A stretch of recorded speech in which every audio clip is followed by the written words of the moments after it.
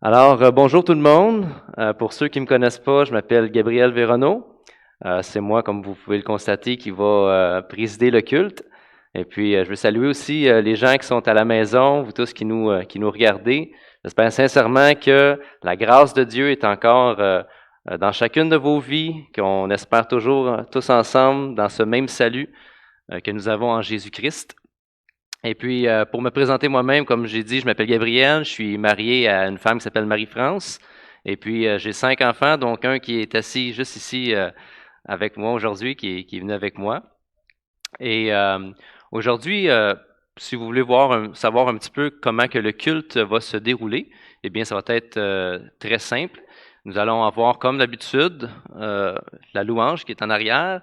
On va avoir aussi une capsule pastorale avec Marc-Olivier et on va avoir la parole avec Yann qui va apporter cette merveilleuse parole. Donc, j'aimerais tout simplement, avant toute chose, apporter un passage biblique. Et ce passage biblique est dans 1 Thessaloniciens, chapitre 16, versets 16 à 18, qui dit ceci. C'est un passage qu'on connaît tous. Hein? Soyez toujours joyeux, priez sans cesse, exprimez votre reconnaissance en toutes circonstances, car c'est la volonté de Dieu pour vous en Jésus-Christ. Comment est-ce possible d'exprimer notre reconnaissance lorsque nous sommes, par exemple, éprouvés, comme dans des temps comme aujourd'hui? Comment est-ce qu'il est possible de garder notre joie aussi lorsqu'on a de la difficulté, par exemple, à se rassembler ou il y a toutes sortes de restrictions qui sont présentes? La réponse est très simple. Parce que nous sommes citoyens des cieux et que nous espérons dans les promesses de Dieu que eux ne changent jamais. Amen. Alors, on va prier. Notre Père, on veut te rendre grâce, Seigneur, parce que tu es le Dieu Tout-Puissant qui a tout créé. Tu es celui qui a envoyé ton Fils pour venir conquérir nos vies, Seigneur, et pour faire de nous, chacun d'entre nous, Seigneur, de nouvelles créatures qui espérons dans de nouvelles choses, Seigneur. Merci pour ta grâce. Merci pour ton amour. Mais surtout, Seigneur, merci pour ta patience. Père, merci pour ces promesses qui sont sûres, qui sont véritables, parce que c'est toi qui les as dit. Et donne-nous, Père, d'être fidèles dans nos vies, mais surtout compter sur ta fidélité à toi, Seigneur. On bénit ton nom et on te prie, Seigneur Dieu, de continuer, comme tu le fais si bien, à conduire nos vies pour ta gloire, dans ta grâce. Au nom de Jésus. Amen. Alors, pour les annonces, euh, vous savez, dans des temps comme celui-ci, des fois, c'est difficile de trouver des gens euh, pour pouvoir venir donner peut-être un coup de main. C'est des tâches qui ne sont pas toujours tellement faciles, comme par exemple désinfecter des chaises. D'autres fois, c'est pour l'éclairage, mais bientôt, on va avoir besoin peut-être de personnes, des personnes qui voudraient donner un petit coup de main par rapport à ça, parce que pour l'instant, c'est Alain qui fait tout cela, une bonne partie en tout cas. Et puis, si jamais vous êtes intéressé de pouvoir servir de cette façon, peut-être le manifester à un ancien. Et il y a aussi Pascal qui, en ce moment, a beaucoup de choses à gérer. Bientôt, ça va prendre une relève, quelqu'un qui va vouloir prendre part avec Pascal, que Pascal va pouvoir former à faire ce qu'elle fait. Parce que si jamais il arriverait quelque chose à Pascal, hein, qu'elle devrait être soit en quarantaine ou quoi que ce soit, ça va prendre quelqu'un qui va pouvoir euh, continuer à faire son ministère. Donc, sur ce, je vais vous laisser avec l'équipe de louanges et je vous souhaite un bon dimanche matin.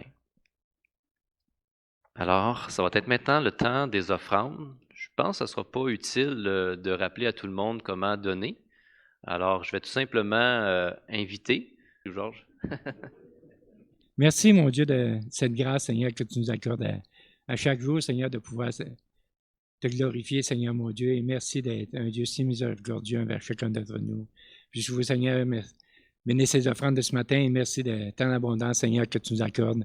Sois béni au Dieu de ton trône, Seigneur. Et merci, Seigneur, mon Dieu, encore de permettre que nous puissions se réunir en toi, Seigneur, mon Dieu, pour de chanter tes louanges, te prier, Seigneur, mon Dieu, et t'adorer, Seigneur, pour tout ce que tu fais pour nous à chaque jour, Seigneur, mon Dieu. Merci encore pour tout, bénis cette journée et cette culte ce matin, Seigneur, mon Dieu. Dans votre divin Fils Jésus. Amen.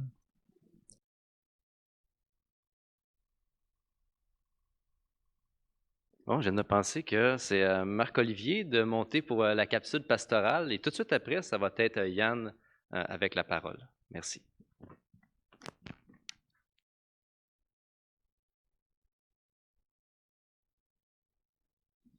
Bon matin à tous, frères et sœurs. Je suis content de vous voir. Ça va bien? Bon matin aussi à ceux qui ont le prix de consolation de nous écouter directement de leur salon. C'est vraiment une joie de pouvoir commencer à se rassembler de façon de plus en plus nombreuse ici au bâtiment. Je ne sais pas pour vous, moi, quand je suis rentré ce matin, ça faisait comme, hey, c'est un petit peu déstabilisant, hein, la première aborde. Où c'est que je passe?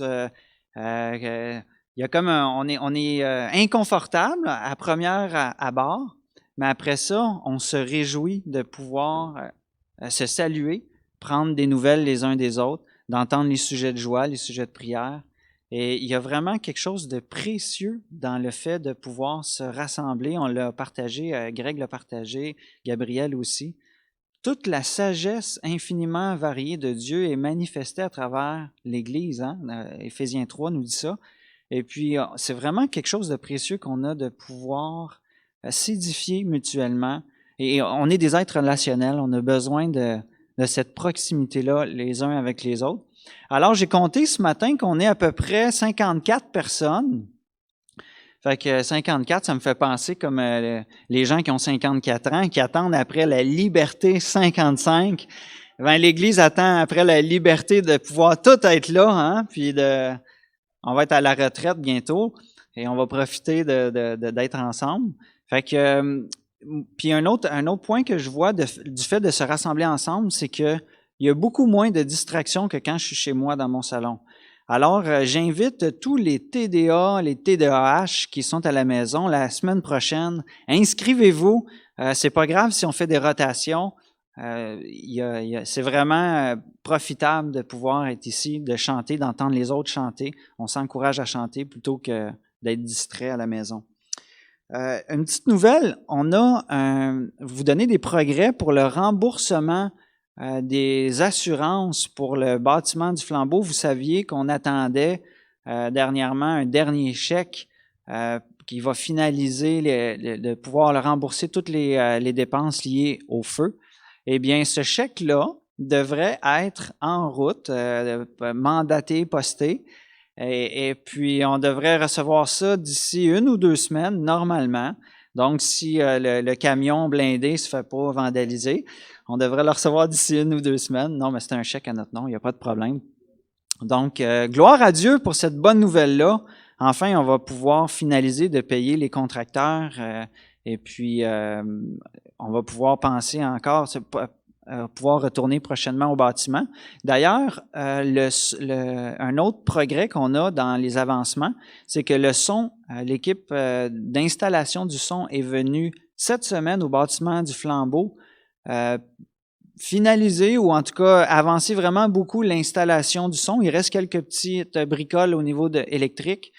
Mais donc, ça aussi, c'est un avancement, c'est-à-dire que dans les prochaines semaines, l'équipe de son va pouvoir se former avec le nouveau matériel pour être prête bientôt, le plus tôt possible, pour se rencontrer au bâtiment du Flambeau.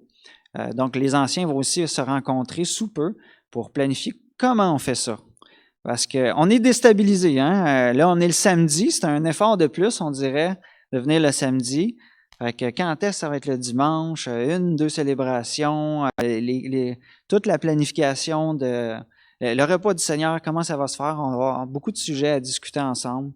Puis on a hâte, on a vraiment hâte de pouvoir se rassembler puis dans le bâtiment en plus rénové. Je veux terminer avec des sujets de prière. Un monsieur ici, Guy Champagne, m'a partagé ce matin qu'il avait perdu cette semaine un ami cher qui a 54 ans.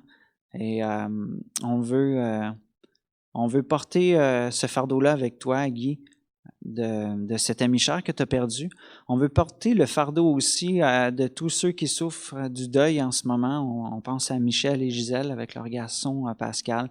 On pense aussi encore à Ovid et Denise qui sont attristés avec tous les deuils qu'on vit en ce moment. Donc, j'aimerais terminer en demandant la bénédiction de Dieu et prier pour l'Église. Courbons-nous. Papa Céleste, on est premièrement reconnaissant reconnaissant de ta grâce, de ton salut, de nous avoir choisis, de nous avoir aimés tels que nous sommes. Seigneur, on veut aussi être reconnaissant de pouvoir se rencontrer ici, de pouvoir exprimer nos peines, nos joies, les épreuves qu'on vit ensemble. On veut te remercier de pouvoir te les remettre et c'est ce qu'on fait ce matin ensemble avec toi.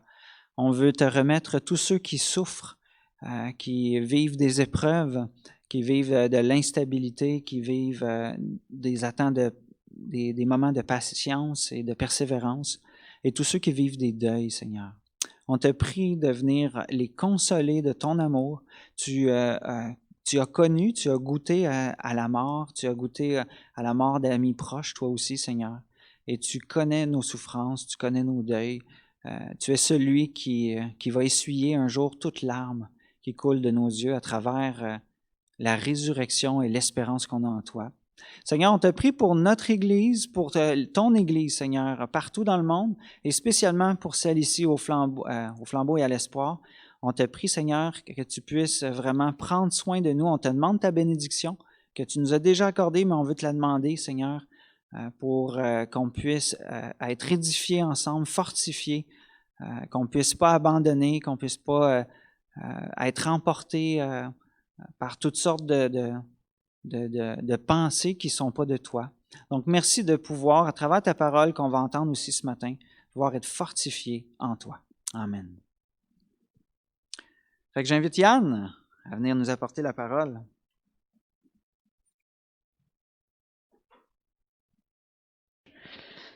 Alors bonjour à tous et toutes. Je suis content d'être là ce matin. Je dois vous avouer que j'étais nerveux. En février ou en janvier, quand j'ai appris un peu les cédules de prédication, j'en avais une qui était, j'essaie de me rappeler, mais je pense au mois de mai. Puis à ce moment-là, je m'étais dit, au mois de mai, sûrement que ça va être revenu à la normale, puis que je vais prêcher normalement devant tout le monde. Mais finalement, j'avais prêché de la maison par vidéo avec Zoom. Ça a été toute une expérience. Il a fallu s'adapter. C'est très différent. Puis aujourd'hui, on n'est encore pas revenu à ce qu'on pourrait appeler la normale. C'est une autre expérience.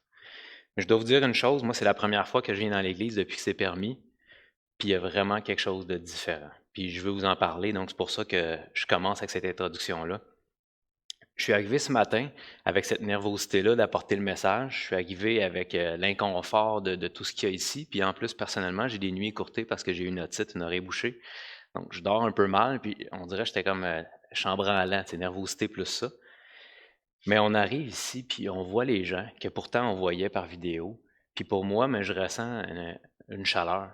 Je ressens du bien-être d'être ici, de voir des visages, c'est drôle à dire, mais des vrais visages. On dirait que par la vidéo, c'est pas la même chose. Puis moi, je suis vraiment content de ça. Puis je trouve que ça fait toute la différence. Puis tous ceux qui n'ont pas encore essayé de venir en réalité, sur place, je vous encourage à le faire parce que c'est pas la même chose. Les prières ne sont pas les mêmes choses. Moi, quand je penche la tête et que j'entends la prière ici, on dirait que je sens cette communion-là.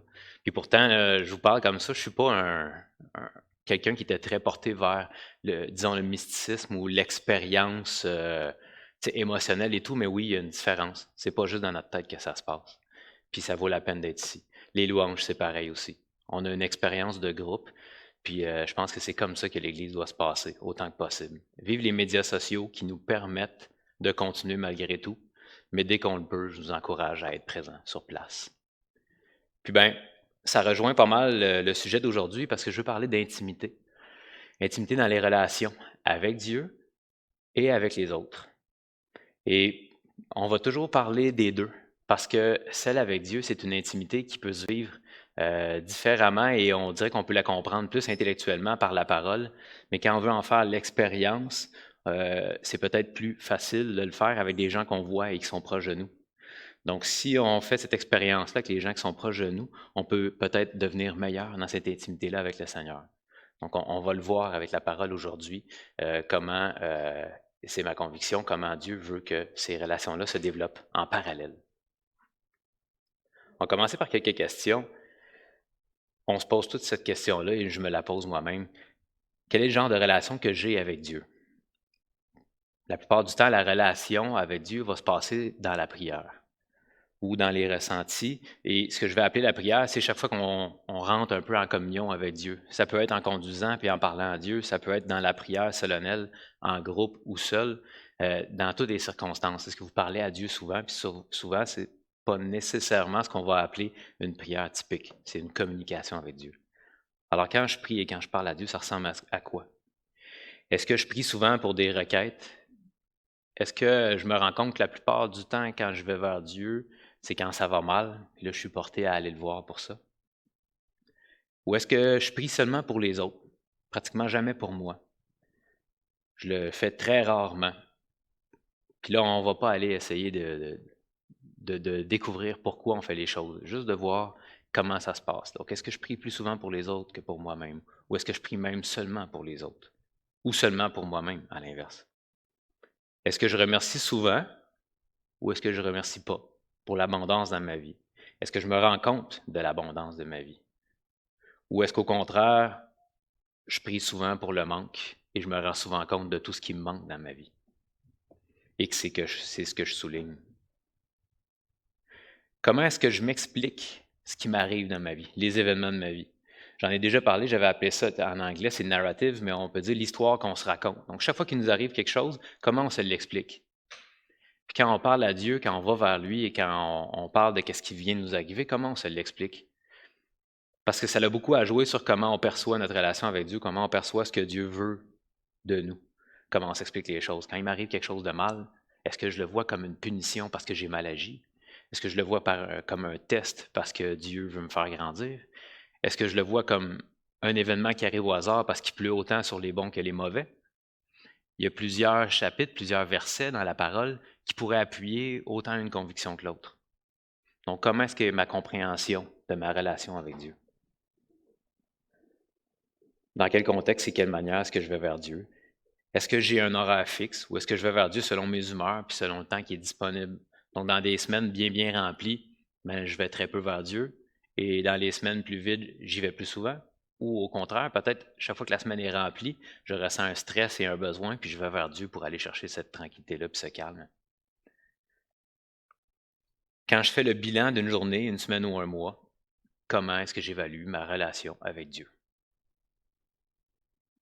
Puis ensuite, quel genre de relation est-ce que je voudrais avoir avec Dieu?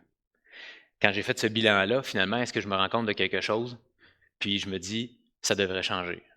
Je me sens loin de Dieu ou loin de son Église. J'aimerais me rapprocher. Qu'est-ce qui me manque? Est-ce que je me sens pas loin ou proche, mais est-ce que je me sens à côté de la traque, dans le mauvais chemin? Est-ce que présentement, je prends des mauvaises décisions puis je m'en vais dans une mauvaise direction? Puisque j'ai l'impression que Dieu ne répond pas à mes questionnements pour confirmer ou pour infirmer ce que je lui demande ou ce que je fais présentement? Est-ce que j'ai envie d'en apprendre plus sur Dieu? Pour moi, est-ce que c'est une personne, un papa, ou est-ce que c'est un être tout-puissant et éloigné qui a d'autres choses à faire que de prendre soin juste de moi puis de mes pauvres petits problèmes?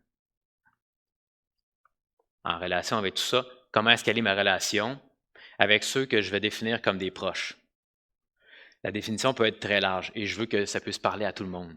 Donc aujourd'hui, il y a des gens qui sont en couple, il y a des gens qui ne sont plus en couple parce qu'ils sont veufs ou veuves ou séparés. Il y a des gens qui ne sont pas en couple parce qu'ils sont célibataires. Il y a des gens qui sont trop jeunes, des enfants. Donc, il n'y a pas que le couple. Aujourd'hui, imaginez-vous vos relations avec vos êtres proches, votre meilleur ou meilleur ami, votre père, votre mère, n'importe qui est proche, quelqu'un qui vous connaît intimement, que vous connaissez intimement. Pensez à ces relations-là, les 3 ou 4 relations les plus importantes de votre vie. Et comment est-ce qu'elles sont ces relations-là? Quand je vois ces personnes-là ou quand je leur parle, ça ressemble à quoi? Est-ce que je leur parle le plus souvent pour faire des demandes puis des requêtes quand j'ai besoin de quelque chose?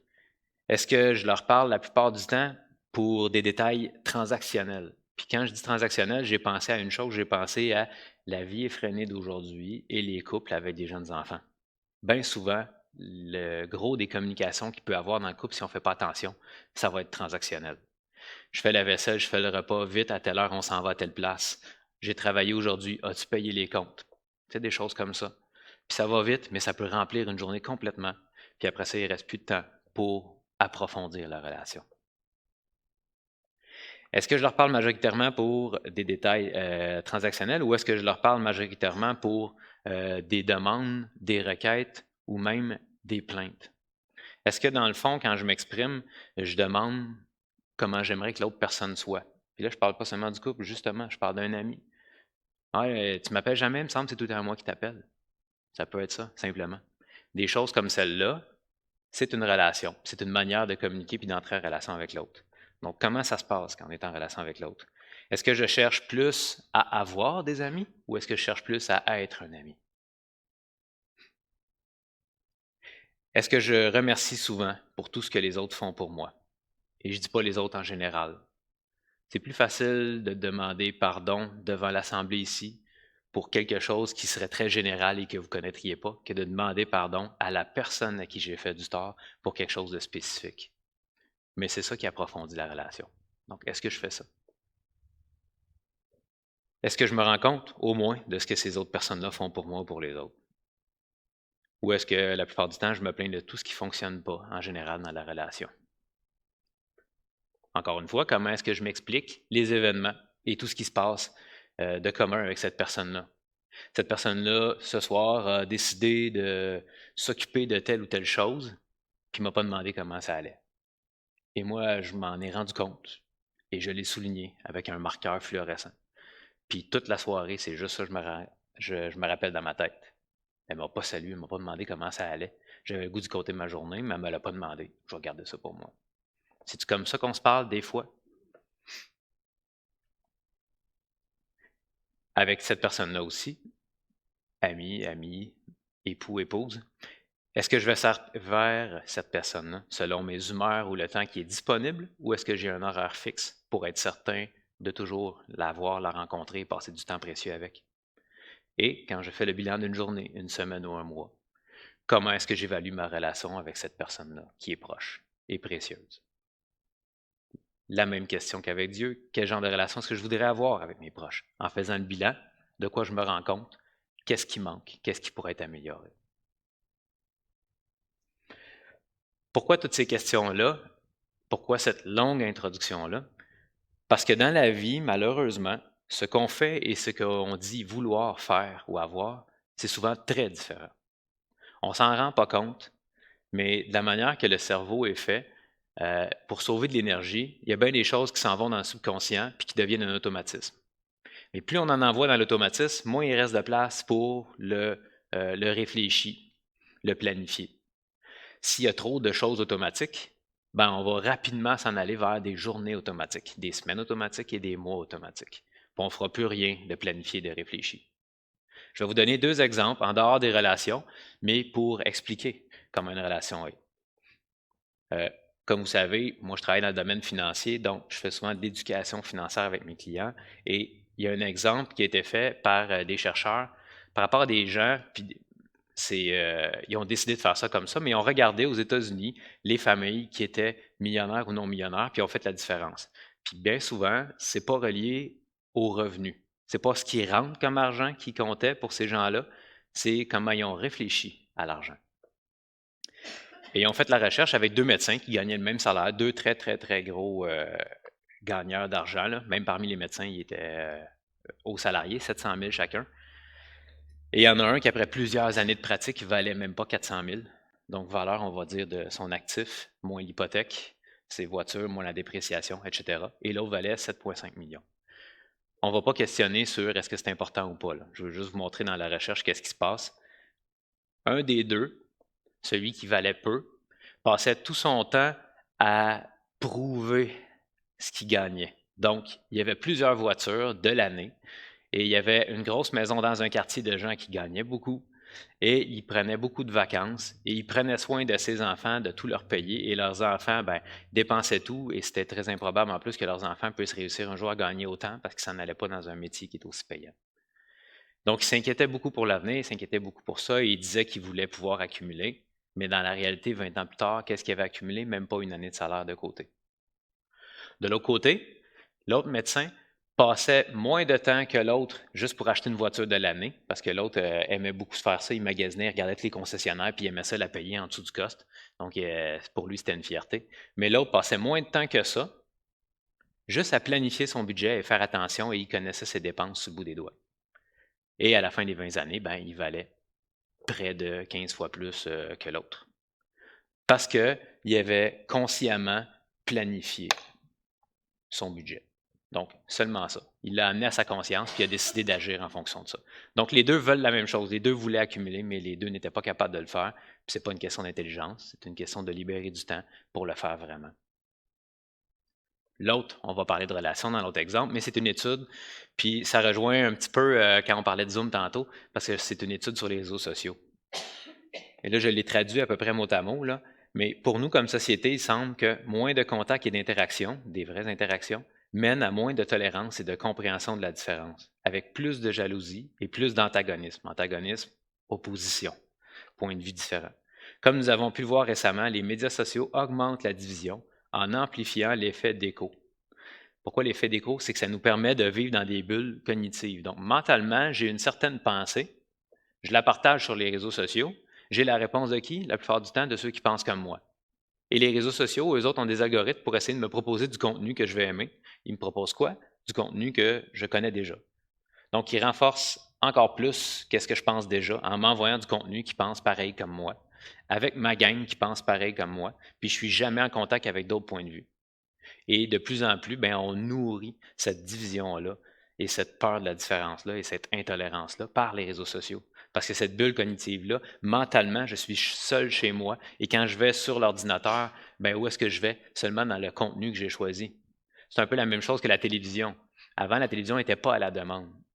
Quand on écoutait Radio-Canada, il y avait des gens qui avaient fait des recherches et qui nous amenaient du contenu qu'eux avaient planifié et ils essayaient d'être variés et d'éduquer et de faire des bons citoyens en montrant un point de vue qui était large. Mais aujourd'hui, on choisit notre contenu. Alors, quand on choisit notre contenu, la plupart du temps, on va vers des choses qu'on connaît déjà. Donc, on a les esprits de moins en moins ouverts. Avec les réseaux sociaux, ça donne un peu cet effet-là.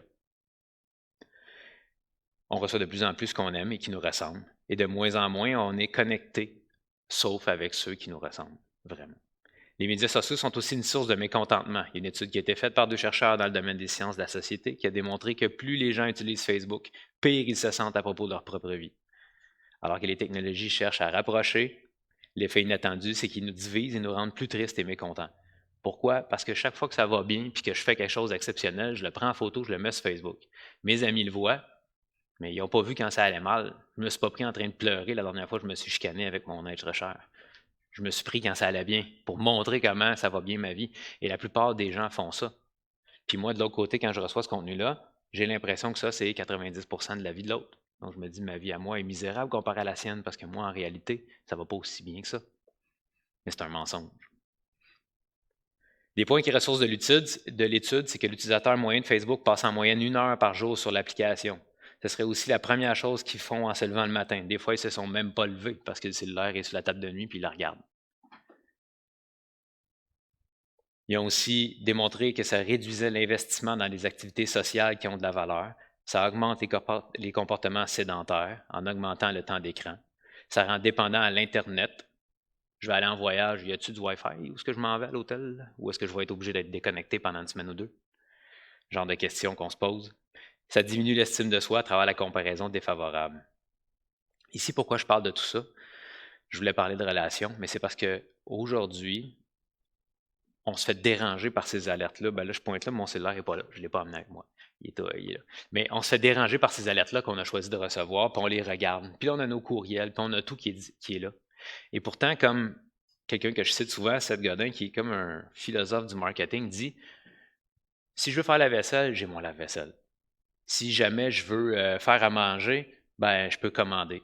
Si je veux maintenant faire plusieurs copies, ben j'ai l'imprimante. » Il y a plein de choses qui ont diminué le temps que ça prend pour faire les choses qu'on a à faire.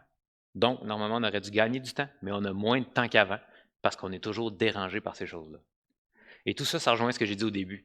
Les automatismes. Notre cerveau développe des automatismes pour nous sauver de l'énergie. Je n'ai pas besoin d'utiliser toute mon énergie à prendre une décision aujourd'hui. Je vais faire tout ce qui est automatique. Et l'automatisme, c'est d'aller vérifier mes alertes, d'aller vérifier mes courriels de travail, même quand je ne travaille pas, d'aller vérifier si quelqu'un a liké mon post, ou peu importe. Puis plus qu'on le fait, moins on a de temps. Puis si on ne planifie pas, ce temps-là va disparaître. Donc, si je veux des relations qui ont plus d'impact, qui ont plus d'importance dans ma vie, aujourd'hui plus que jamais, je vais devoir réfléchir et planifier. Parce que le point le plus important aussi, pourquoi j'ai parlé de tout ça, pour un changement durable en général, on va dire que ça prend une prise de conscience importante. Ça prend une émotion forte reliée à ça. J'ai fait un bilan, je me suis rendu compte de quelque chose, et là, ça me frappe de plein fouet, puis je prends une décision. Ça rappelle la rédemption. Dans le fond, c'est quand on saisit à quel point on est pécheur, à quel point on est bien moins bon qu'on pensait, que d'ailleurs on ne l'est pas une scène, parce qu'il n'y a personne qui est juste, il n'y a personne qui est bon, et que le Seigneur est venu nous voir, puis là on demande pardon. Puis là après ça, il y a un changement. Puis bien souvent, là je n'ai pas d'études là-dessus, je fais juste une réflexion générale, mais j'ai l'impression que plus cette prise de conscience-là est forte et plus le changement lors de la conversion est radical. On entendait parler des gens, des fois, que lors de la conversion, là, ils vont même aller brûler des livres, brûler des vidéos, jeter des choses. Là, ils veulent faire un grand changement de vie. Je ne dis pas que c'est nécessairement durable ou que c'est nécessairement la chose à faire, mais il semblerait qu'à un moment donné, on peut avoir cette prise de conscience-là intense, qu'on décide d'aller complètement ailleurs. Et si c'est l'Esprit qui nous l'a inspiré, ben oui, ça va être durable, puis oui, ça va être bon. Mais d'autres fois, il y a des changements qui sont petit à petit. Ça dépend du style. Moi, ma conversion, c'est un changement qui est petit à petit, en progression. Puis malheureusement, ce n'est pas toujours en progression. Des fois, ça refait ça. Il faut remonter la pente. Il faut se rapprocher du Seigneur et prier, demander l'aide du Saint-Esprit. Mais dans tous les cas, il faut faire un bilan. Il faut se rendre compte de quelque chose, puis il faut prendre une décision pour le Seigneur. De l'autre côté, parce que là, on parle de ce que nous, on veut, mais qu'est-ce que le Seigneur veut pour nous? Quel genre de relation est-ce que le Seigneur veut avec nous? Et c'est là qui est le passage d'aujourd'hui. Je l'ai divisé en deux et je vous le présente dans un ordre inversé. On va commencer dans Osée au chapitre 2, les versets 16 à 25. Ça, c'est la conclusion de quelque chose qui est arrivé avant. Pour vous mettre en contexte, par contre, Osée est un prophète à qui Dieu a demandé de faire quelque chose de très spécial.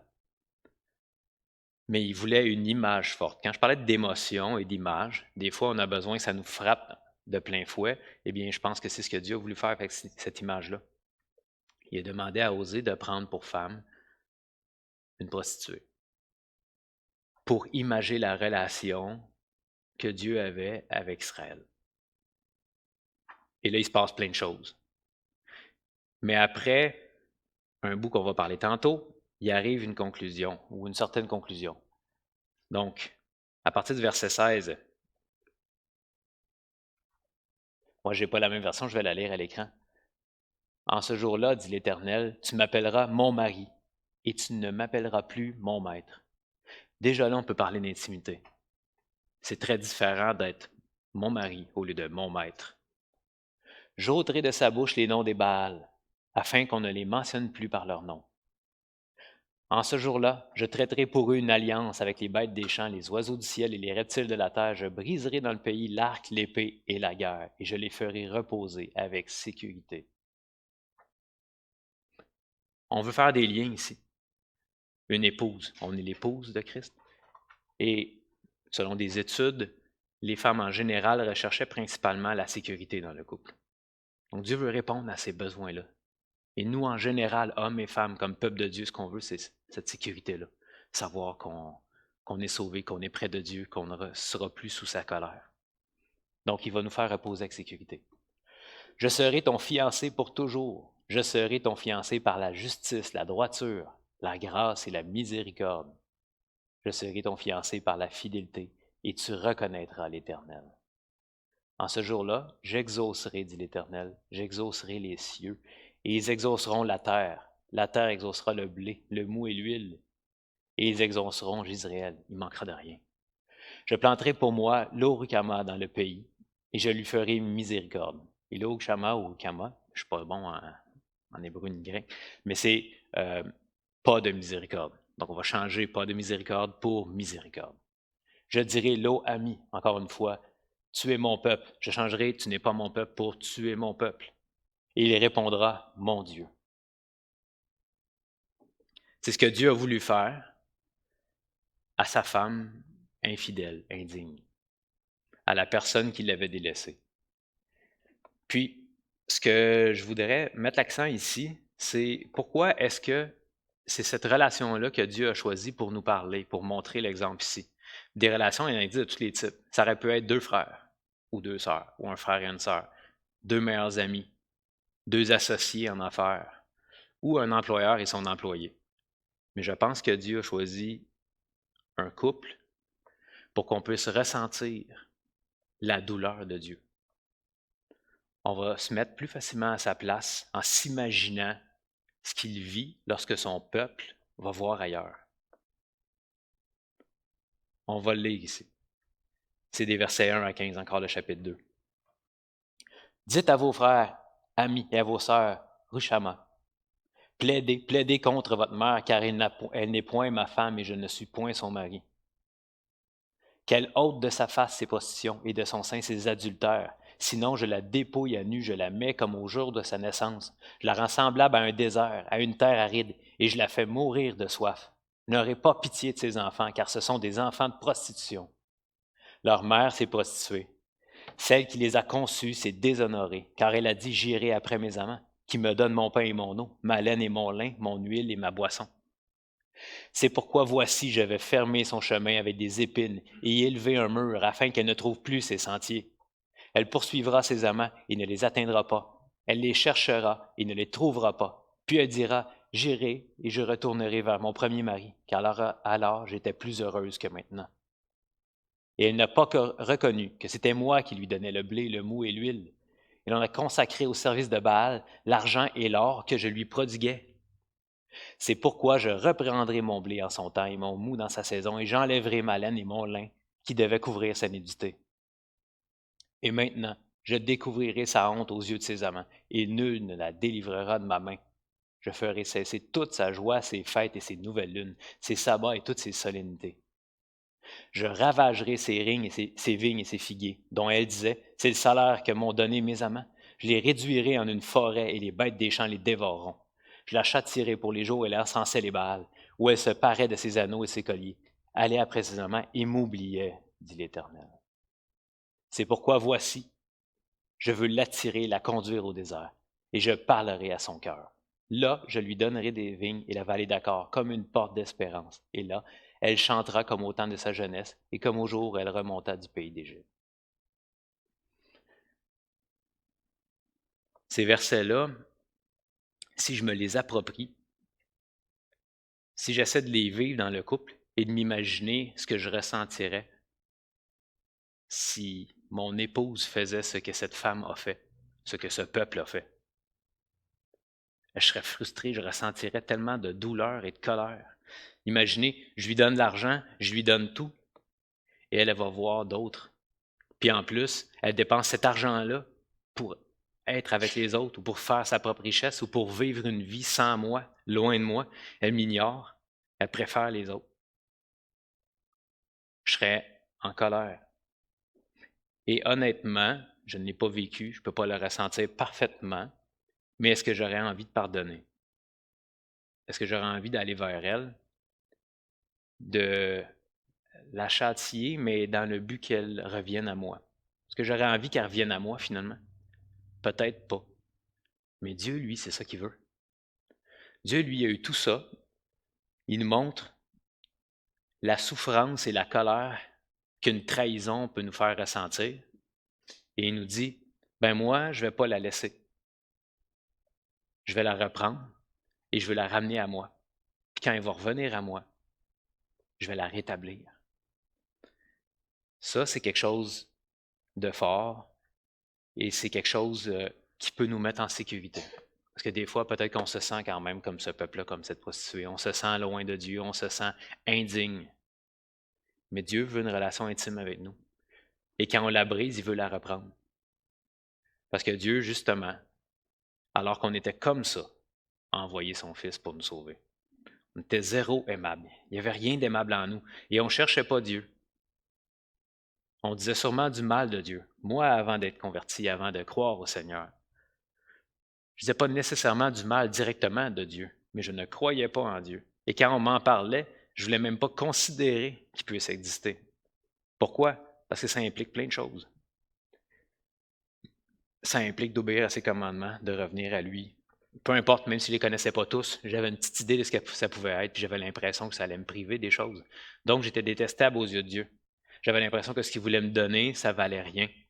Et ce qu'il voulait me demander, c'était une privation.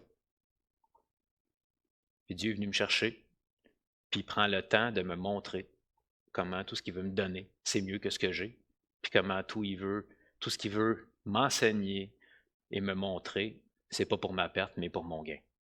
Même si je ne le comprends pas, il s'approche de moi, puis il veut cette relation-là.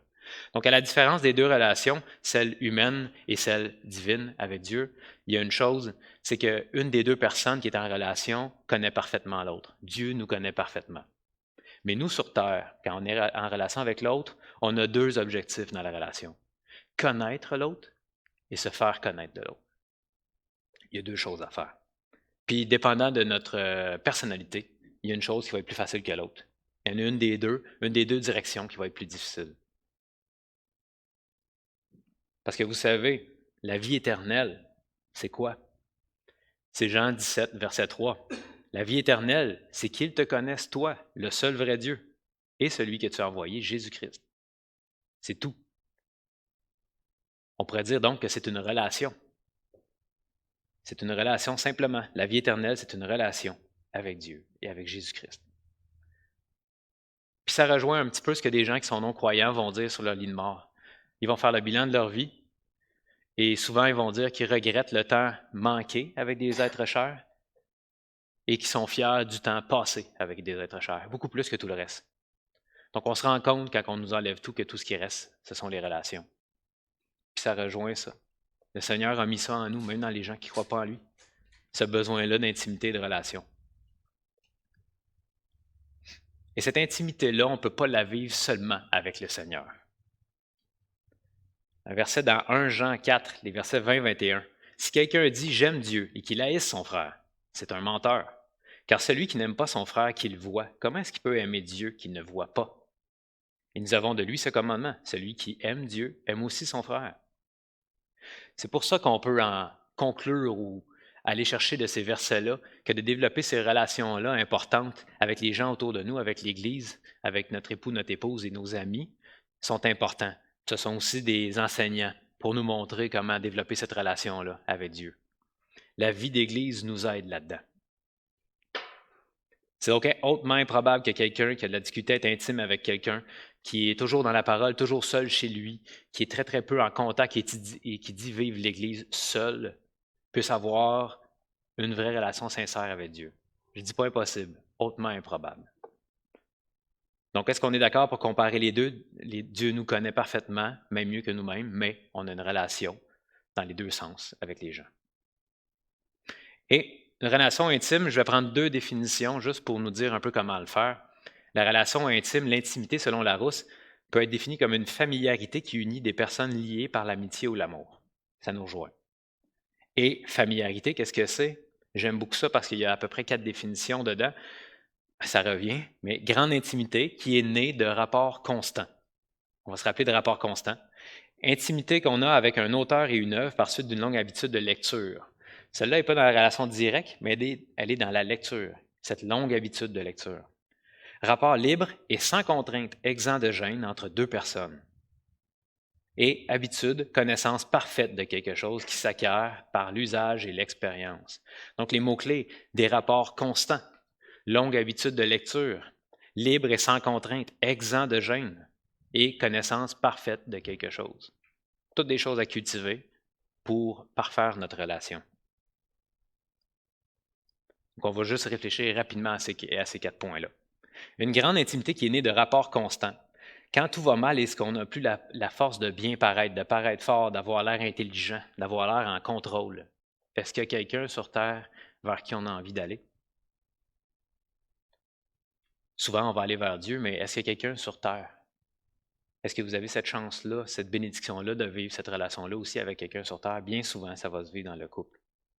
Et je vous le souhaite parce que si ça ne se vit pas dans le couple et que vous êtes en couple, je pense qu'on a un défi là-dessus. On a quelque chose à travailler. Mais cette personne-là qui nous accueille quand on est laid, quand on n'est pas gentil, quand on n'est pas à notre meilleur, cette personne-là, cet accueil-là, la première fois qu'on le vit, des fois ça va être un frère aussi qui nous pardonne, avec qui on a décidé de tout confier. Mais quand on vit cet accueil-là, on comprend un peu l'amour de Dieu. Parce que quand on ne l'a pas vécu, on l'a intellectuellement, mais pour ma part, il y a une différence entre dire oui, c'est comme ça que ça devrait être et oui, Dieu est comme ça, mais ah oui, ça existe. Il y a quelqu'un qui m'a vu tout croche, qui m'aime. Puis ça fait du bien. Puis on a besoin de ça. Puis ça, c'est une expérience qui transforme. D'être capable d'être réellement soi, avec toutes ces ondes d'ombre. Et c'est ce que je traduirais par dire marcher dans la lumière. Marcher dans la lumière, c'est pas être parfait dans la lumière. C'est marcher dans la lumière, tel qu'on est aujourd'hui, en se dévoilant. Si on a cette chance-là, cette bénédiction-là de le faire avec des gens ici sur Terre, je pense qu'on peut mieux comprendre cette relation-là avec Dieu. Donc, c'est des rapports constants, parce qu'à force d'être ensemble, on ne peut pas toujours être beau, toujours à notre mieux. Donc, c'est le rapport constant qui va créer cette intimité-là. Plus on passe de temps avec des gens, et plus on peut développer ça. Indirectement ou involontairement, ça va arriver. Parce que des fois, on va faire des erreurs de parcours, puis on ne sera pas toujours sharp, toujours à notre mieux. Et l'autre personne va nous voir sous un autre angle. Cette personne-là nous voit sous cet angle-là qui décide de rester, ben, on a avancé. Si nous, on a vu cette personne-là sous cet angle-là, puis qu'on décide de rester, on a avancé aussi. On a découvert l'amour un peu plus. Parce qu'aimer quelqu'un qui est aimable, tout le monde le fait. Le fait d'avoir été vu et d'être accueilli, ça nous donne confiance pour nous sentir bien en cette personne-là et à développer cette relation-là. On va trouver cette intimité, ce confort parmi les personnes, une personne ou plus, que Dieu aura mis proche de nous. Et ça va nous aider à le développer et de comprendre comment ça se passe avec Dieu aussi. L'intimité qu'on a suite à une longue habitude de lecture, ça c'est un peu différent, puis peut-être un peu moins à dire, excepté que, vous le savez, lire la parole de Dieu, c'est apprendre à connaître Dieu directement. C'est ce que Dieu a écrit pour nous la laisser, cette lettre-là. Tu sais, un enfant orphelin qui n'a jamais connu son père et qui découvre dans le grenier plein de textes écrits par son père, disparus, et qu'en plus dans les lettres, il y a une espérance que ce père-là ne serait pas mort et qu'il reviendrait un jour. Imaginez combien de fois cet enfant-là va lire la lettre. Mais c'est un peu ça qu'on peut vivre avec la parole de Dieu. On va connaître de plus en plus notre Père, puis il nous donne l'espérance qu'il va revenir un jour, qu'on va le connaître un jour, qu'on va le voir pour vrai. Donc, on a cette envie-là. Puis oui, on doit la développer, mais au point que ce ne soit pas un effort, qu'on ait cette intimité-là. Parce que ce n'est pas un effort, normalement, de vouloir passer du temps avec la personne qu'on aime. Mais peut-être qu'au départ, c'en est un. Un couple se forme lorsqu'il y a une étincelle, un coup de foudre ou des choses comme ça. Mais cette étincelle-là et ce coup de foudre-là ne durent pas. Comment il s'entretient après? Par un effort, de passer du temps avec l'autre, d'accepter l'autre, d'aimer l'autre. Ce n'est pas obligé d'être un grand effort, parce que ça dépend de notre compréhension et comment on explique les choses. Moi, je suis imparfait et je m'attends que les autres puissent m'aimer et m'accueillir. En tout cas, pas attente, mais espérant. J'espère que les autres puissent m'aimer et m'accueillir. Alors pourquoi est-ce que je ne ferais pas la même chose pour l'autre personne? Je me mets à sa place et je la comprends. Une des plus grandes prises de conscience que j'ai fait pour me mettre à la place de l'autre, je l'ai déjà raconté, mais c'est avant la naissance de mon garçon, il y avait des cours prénataux, puis c'est certain que ce n'est pas une vision qui est chrétienne, mais une explication qui était un peu la vie en général, mais il dit cet enfant-là n'a pas demandé à naître, et il est bien dans le confort du ventre de sa mère, et là il arrive dans un choc de son, de lumière, d'air, et toutes les sensations qui arrivent à lui subitement. Et puis, ça peut le faire sentir insécure et souffrant, ce bébé-là. Et moi, je ne sais pas pourquoi c'est venu me chercher. Puis j'ai dit, il a tellement besoin de son père et de sa mère, il faut qu'on soit là pour lui. Puis maintenant, c'est ce que je veux pour... Ça me rend toujours émotif. Je veux ça pour mes enfants. Et je veux ça pour ma femme. Parce que j'ai vu que c'est ce que je veux moi, au plus profond de moi. Et on veut vivre ça avec Dieu. Mais Dieu nous a donné des gens proches de nous pour qu'on puisse le vivre aussi, devant nous, avec les gens qu'on voit. Cultivons ça. Et la longue habitude de lecture, J'en parle parce qu'on l'a vécu avec la distance, moi et Audrey, au début de notre couple. Elle étudiait à Sherbrooke, on se voyait seulement les fins de semaine. Puis, il n'y avait pas de texto dans ce temps-là, où ça existait, mais disons que les téléphones n'étaient pas l'idéal pour ça, donc on ne le faisait pas. On s'écrivait des lettres. C'est tellement merveilleux d'écrire des lettres. On pense à notre contenu, on pense à ce qu'on va dire. On fait l'effort de bien écrire nos phrases pour penser à qu'est-ce qu'on veut que l'autre ressente et lise à propos de nous. Puis des fois, c'est plus facile aussi de se découvrir. Des fois, moi et Daniel Jonf, on s'écrit, on se texte. Je pense que je n'ai jamais dit à Daniel Jonf « je t'aime » direct. Pourtant, j'ai déjà écrit. C'est bizarre, hein? Mais au moins, on commence à quelque part. Donc, par l'écrit, en couple ou avec les autres, essayez-le, écrit papier. Ça peut peut-être être une pratique intéressante pour se découvrir. Commencer à se confier comme ça. En plus, on n'est pas obligé de voir la réaction de l'autre quand elle lit. Parce que des fois, on a besoin, exemple, on se confie, puis là, on anticipe la réaction, donc on regarde le visage de la personne, mais ça se peut qu'elle reçoive la nouvelle avec un peu de surprise.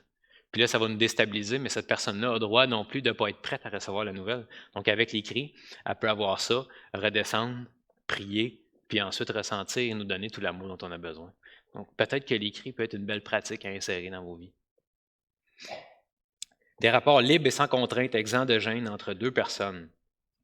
Ça aussi, c'est la permission d'être soi-même, d'être épuisé, de rentrer du travail, d'être à la maison et d'être accueilli, même si on n'est pas à notre mieux. Pas la permission d'être détestable, puis de dire, ben moi, je suis impatient, fait que c'est le même, il faut que tu me prennes.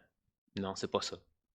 C'est l'autre qui est capable de nous prendre comme on est, et nous qui sommes capables de ne pas infliger à l'autre ce qu'on est. C'est les deux, c'est ça la relation. Et moi, je suis comme ça, j'ai des défauts, mais je travaille là-dessus parce que je veux me mettre à la place de l'autre, puis elle n'a pas à endurer tout ça. Lorsqu'on a décidé de se marier, de passer la vie ensemble pour le meilleur et pour le pire, le contrat, c'était pas « toi, tu as signé pour mon pire et moi, j'ai signé pour ton meilleur ». C'est les deux. C'est tout ça ensemble. Donc, on se met à la place de l'autre.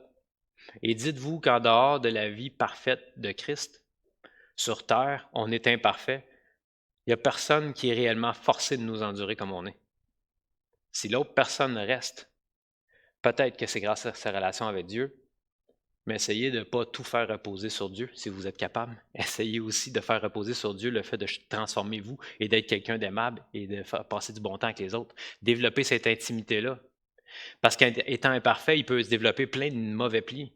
L'autre personne peut être en relation avec Dieu pour rester dans le couple et être capable de nous prendre tel qu'on est parce qu'on est détestable, mais sa relation est de plus en plus forte avec le Seigneur et de moins en moins forte avec nous. La relation ne sera pas parfaite. Cette personne-là ne recevra pas non plus de Dieu des choses qu'elle pourrait recevoir par des frères et des sœurs et par sa relation de couple.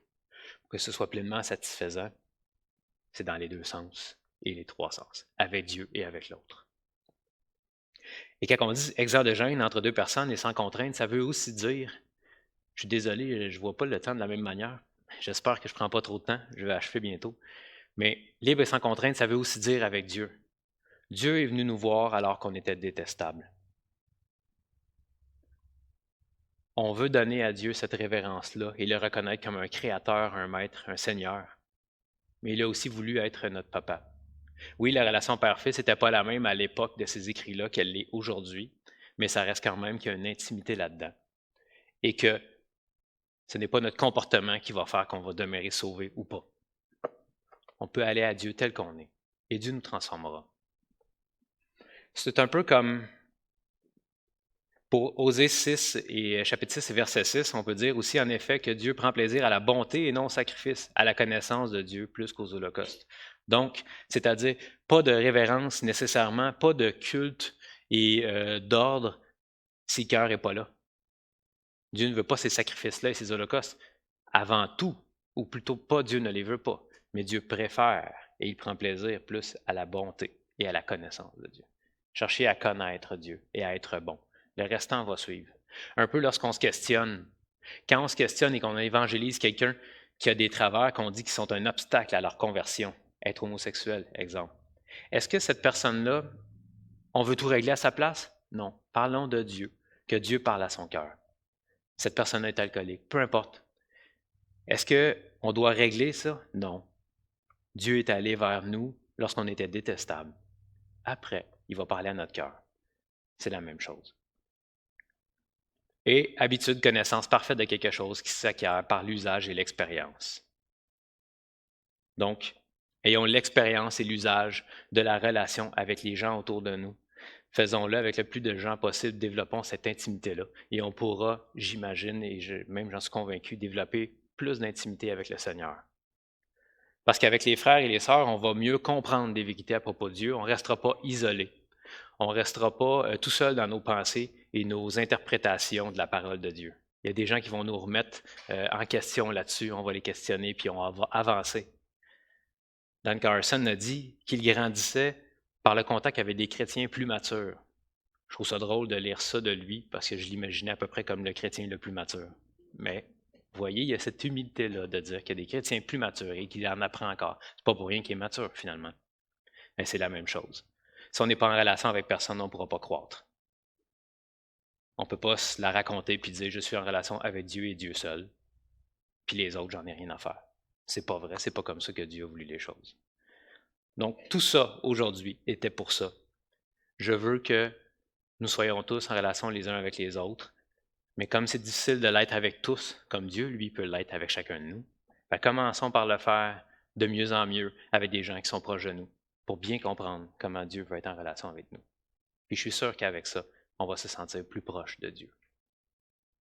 On va prier. Merci Seigneur pour ta parole, qui est tellement précieuse et qu'on ne s'en rend pas compte aujourd'hui. Moi, je n'ai jamais vécu dans un pays où ta parole était interdite, ou dans un pays où ta parole était très peu distribuée. Ta parole est partout, elle est disponible partout, elle est dans toutes les langues. On peut s'en approcher. Et oui, des fois, ça peut sembler un effort, mais Seigneur, qu'on n'attende pas qu'elle nous soit enlevée avant de réaliser à quel point elle compte pour nous. La même chose avec les relations, qu'on n'attende pas que ces relations-là nous soient enlevées avant de se rendre compte à quel point ces relations-là comptent pour nous. Alors Seigneur, viens parler à nos cœurs, que ta grâce nous permette de changer, que ton Saint-Esprit nous parle, pour qu'on puisse petit à petit de plus en plus te ressembler. Amen.